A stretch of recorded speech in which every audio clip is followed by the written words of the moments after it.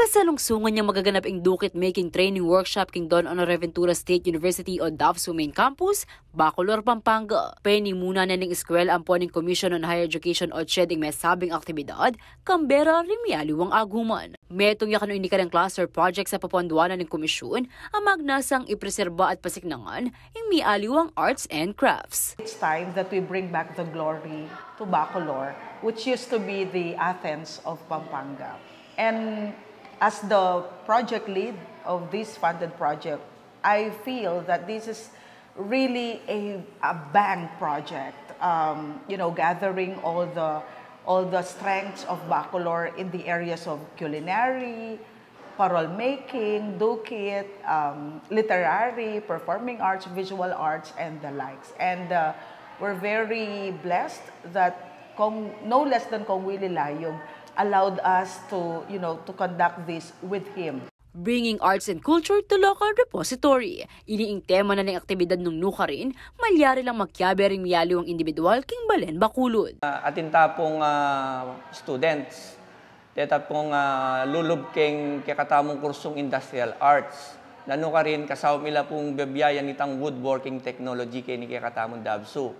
Kaibat po ring professional po, atin po actually, atin tapong abe teacher, atin tapong abe abogado, atin tapong abe visual artist, and atin tapong abe na magobra mo rin keng DepEd, na no ka rin tuturula pong cabinet, furniture and cabinet making. So, bisa langan pong mabiyasa rin Metong kareng mikyabe bang magambul in kayang talento king pamandukit, ing 19 years old ay Lloyd Russell Franche. Mababiyasa lang kaya nakan at pakabiyan na pa si Bayo yung kulturang Kapampangan tulad na ng pamandukit, makanyan lupa na nini, ikaming kaya nakan dahil sa benda mawawala na po yung dukit, yung kahay, yung petis, yung mayan.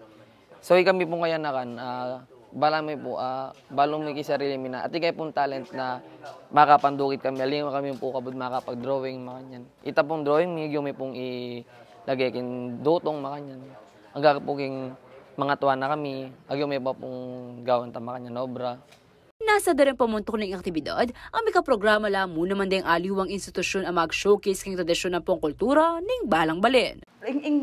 I-cultivate dang pasibayo, impalto dang pasibayo, what is so authentic in their respective places. Like keng Bacolor, nano ba yung authentic keng Bacolor? Keng Guagua, nano ba? Keng Angeles, nano ba? It's time that we focus on what we really have. And then we make the country or probably the whole world know na this is what we have. Dapat pagmaragol tamo nung nano talaga yung atin tamo. Bukod king mipapasya iniking tutuging henerasyon, paralan niya rin kano itibang manakitan at medin nilang kapanintunan ng memalen kaya rin ng karelang training. May gumpisaya inyong Webes January 4 in Dukit Making Training Workshop at mapupus siya ini king January 15. Kaya beking pamagsana na rin participants in wood identification and preservation, wood carving techniques, basic sketching abong step-by-step procedure, kareng simple wood design. Ako, ingke kayong talasuyo. Liana Canilaw, ating pusong makabalen.